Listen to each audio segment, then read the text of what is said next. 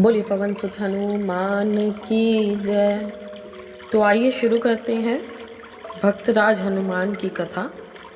और हम कथा में जन्म प्रभु का आपको बता चुके हैं। जन्म के बाद की कथा हम अब पढ़ते हैं। अगर आपने भगवान के जन्म की कथा नहीं अभी सुनी है तो इसके लिए पहले आप हमारी वीडियो चेक कर सकते हैं, जिसमें हमने हनुमान जी के जन्म की कथा सुनाई है। तो शुरू करते हैं हम उसके आगे की कथा। बोलिए पवन सुत हनुमान की जय। बोल बजरंग बली हनुमान की जय। बचपन में हनुमान बड़े ही नटखट थे। एक तो वानर, दूसरे बच्चे और तीसरे देवताओं से प्राप्त इतना बल। रुद्र का अंश तो था ही, ऋषियों के आसन उठाकर पेड़ पर टांग देते, उनके कमंडल का जल गिरा देते और उनकी लंगोटी फाड़ डालते। कभी कभी किसी की गोद में बैठकर खेलने लगते। एकाएक उसकी दाढ़ी नोचकर भाग खड़े होते। उन्हें कोई बलपूर्वक तो रोक सकता ही नहीं था, सब विवश थे। बड़े हुए विद्या अध्ययन का समय आ गया, परंतु इनकी चंचलता जैसी की तैसी बनी रही। अंजना और केसरी बड़े ही चिंतित हुए। उनसे जो कुछ उपाय हो सकता था उन्होंने किया, परंतु हनुमान राह पर ना आए। उन्होंने ऋषियों से प्रार्थना की कि आप लोग कृपा करें, तभी ये बालक सुधर सकता है। ऋषियों ने विचार करके यह निश्चय किया कि इसे अपने बल का बड़ा घमंड है। यदि यह अपना बल भूल जाए तो काम बन सकता है। उन्होंने हनुमान को शाप दे दिया कि तुम अपने बल को भूल जाओ। जब कोई कभी तुम्हें तुम्हारी कीर्ति याद दिलवाएगा, तब तुम अपने बल का स्मरण करके उन्हें ऐसे ही हो जाओगे। हनुमान अपना बल भूल गए। अब उनके विद्या अध्ययन का समय आया। वानर राज केसरी ने उचित संस्कार करके वेदा अध्ययन के लिए उन्हें सूर्य के पास भेज दिया। वहां जाकर हनुमान ने समस्त वेद वेदांगों का अध्ययन किया। उन्हें अध्ययन तो क्या करना था, वे साक्षात शिव थे। तथापि संप्रदाय परंपरा की रक्षा करने के लिए उन्होंने संपूर्ण विद्याओं का अध्ययन किया। थोड़े ही दिनों में वे अपने माता पिता के साथ लौट आए। सूर्य की कृपा से अपने पुत्रों को सर्व विद्या परांगत देखकर माता पिता को बड़ा आनंद हुआ। इसके बाद भगवान राम अवतीर्ण हो चुके थे। भगवान शंकर उनकी बाल लीलाओं का दर्शन करने के लिए प्रायः ही अयोध्या में आते और अयोध्या में ही रहते। वे किसी दिन ज्योतिषी बनकर भगवान का हाथ देखते तो किसी दिन भिक्षुक बनकर उन्हें आशीर्वाद देते। जब भगवान राम खेलने के लिए महल से बाहर आने लगे, तब एक दिन एक मदारी आया। उसके साथ एक परम सुंदर नाचने वाला बंदर था। मदारी डमरू बजाता हुआ राजमहल के फाटक पर जा पहुंचा। बहुत से लड़के इकट्ठे हो गए। भगवान राम भी अपने भाइयों के साथ आ गए। यह बंदर साधारण बंदर थोड़े ही था, यह तो अपने भगवान को रिझाने के लिए ही हनुमान रूप में प्रकट होने वाले स्वयं शिव थे। नाचने वाले भी आप और नचाने वाले भी आप। यह सब किस लिए? केवल अपने प्रभु की मधुर लीला देखने के लिए, उनके साथ खेलने के लिए और उनकी प्रसन्नता के लिए। आखिर भगवान रीझ गए। बंदर का नाच देखकर सब लोग लौटने लगे, परंतु भगवान राम अकड़ गए। उन्होंने कहा कि मैं तो यह बंदर लूँगा। राजकुमार का हठ भला कैसे टाला जाता। महाराज दशरथ की आज्ञा से बंदर के बदले में मदारी जितना धन चाहे ले ले। बंदर मेरे श्याम सुंदर को दे जाए। मदारी धन के लिए तो आया नहीं था, वह तो आया था अपने आप को प्रभु के चरण कमलों में समर्पित करने के लिए। भगवान राम ने अपने हाथों उस बंदर को ग्रहण किया। अब तक वे अपने आप को स्वयं नचा रहे थे और अब नचाने वाले हुए भगवान राम तथा नाचने वाले हुए स्वयं वे।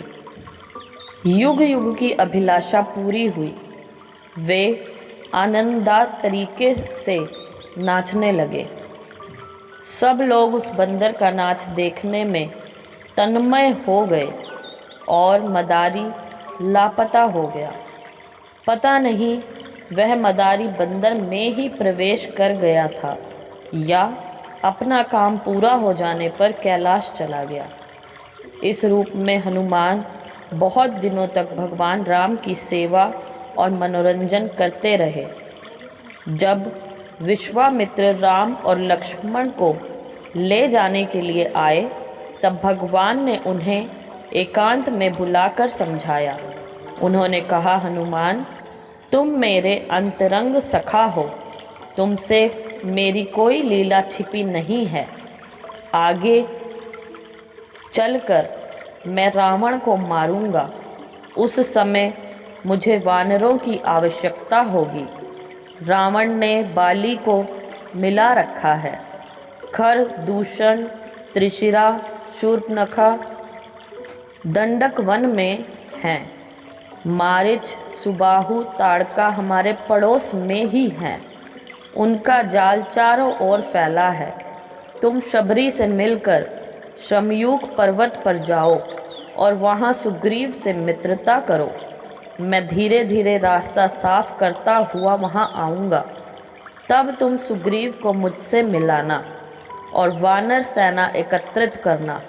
फिर रावण को मारकर अवतार कार्य पूरा किया जाएगा।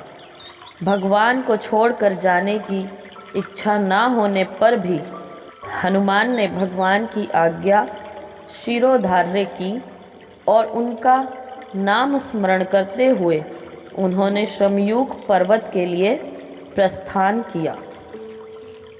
उन दिनों बाली से भयभीत होकर सुग्रीव अपने मंत्रियों के साथ शमयूक पर्वत पर रहते थे। हनुमान भी उन्हीं के साथ थे। सुग्रीव प्राय डरते ही रहते थे कि कहीं बाली का भेजा हुआ कोई उसका मित्र आकर हम पर आक्रमण ना कर दे, क्योंकि शाप के कारण बाली स्वयं वहाँ नहीं आ सकता था।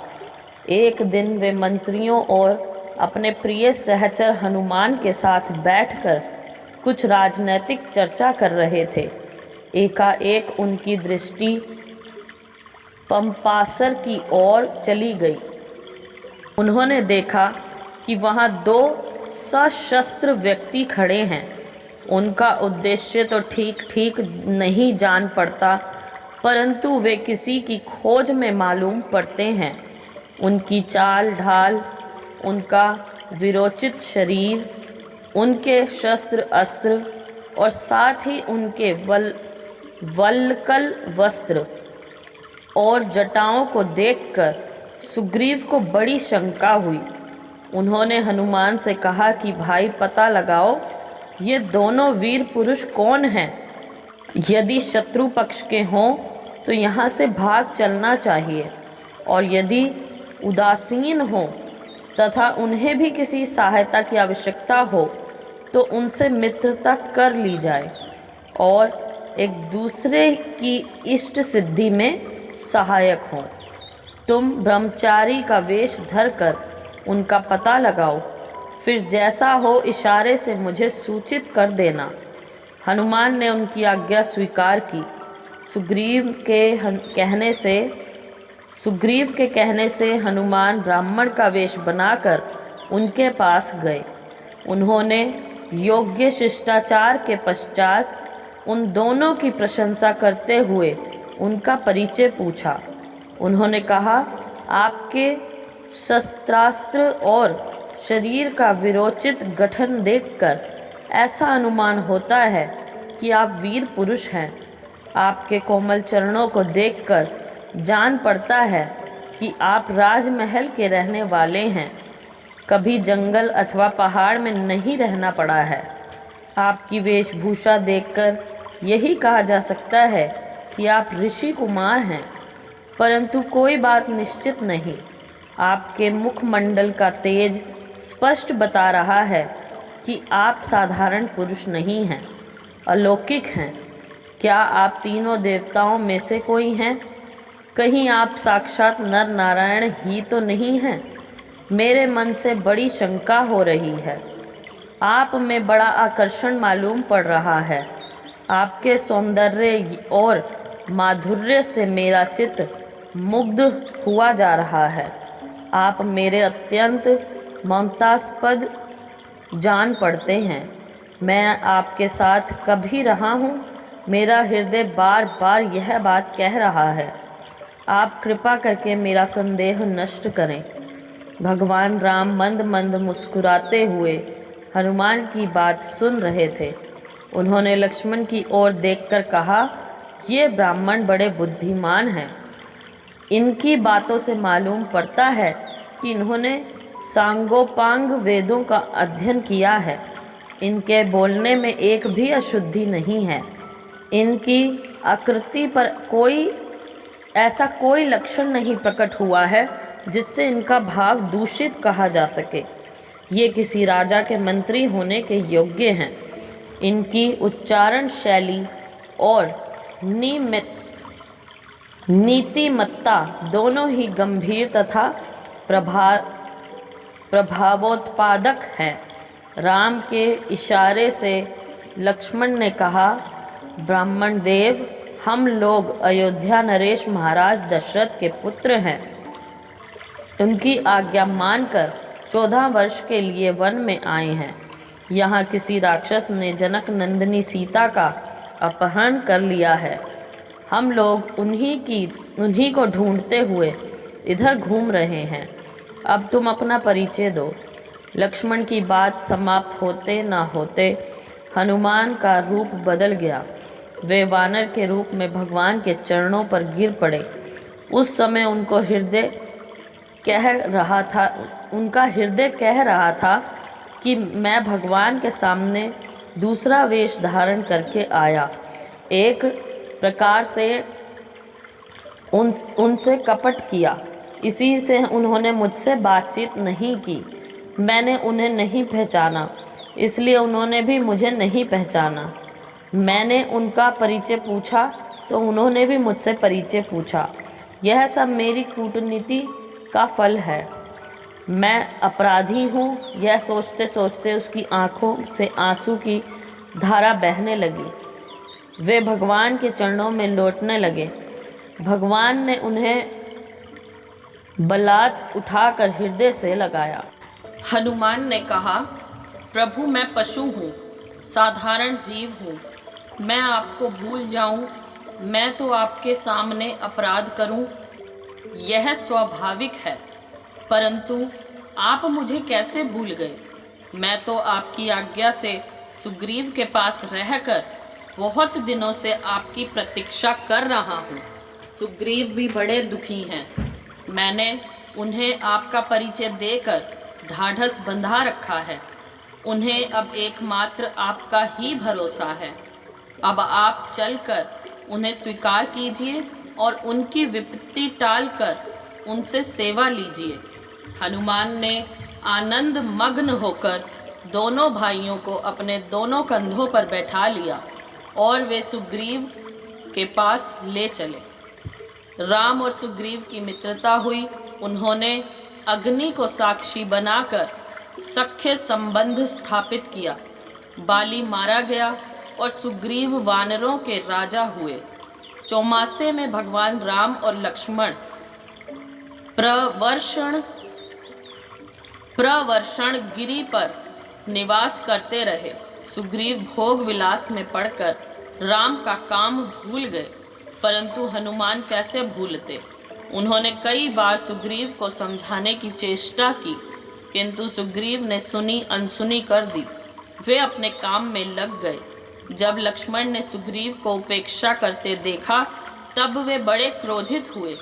अभी उन्हें तारा मना रही थी कि हनुमान के बुलाए हुए वानर भालुओं की अपार सेना आ पहुंची। यह उद्योग देखकर लक्ष्मण सुग्रीव पर प्रसन्न हो गए। सुग्रीव भगवान राम के पास आए और उन्होंने अपने प्रमाद के लिए क्षमा मांगी। भगवान राम के सामने देश देशांतरों का वर्णन करके सुग्रीव सीता को ढूंढने के लिए वानरी सेना भेजने लगे। सीता के संबंध में इतना पता तो था ही कि रावण उन्हें दक्षिण दिशा में ले गया है, परंतु वानरों को सब ओर भेजने का अभिप्राय यह था कि और वानर इकट्ठे किए जाएं तथा यदि रावण ने सीता को कहीं अन्यत्र रख दिया हो तो उसका भी पता चल जाए। सुग्रीव ने शासन के शब्दों में कहा, जो 1 महीने में निर्दिष्ट स्थानों का पता लगाकर नहीं लौटेगा उसे मैं बड़ा कठोर दंड दूंगा। सबने निर्दिष्ट दिशाओं की यात्रा की। दक्षिण दिशा में ढूंढने का काम बड़ा ही महत्वपूर्ण था, इसलिए यह काम मुख्य वानर वीरों को ही सौंपा गया। जाम्बवान, हनुमान, अंगद, नल, नील आदि को बुलाकर उनके काम की गुरुता समझाई। उनके मन में उस समय ये भाव उठा कि ये वीर अवश्य ही अपना काम पूरा करेंगे। विशेष करके हनुमान के लिए तो कोई काम असंभव है ही नहीं।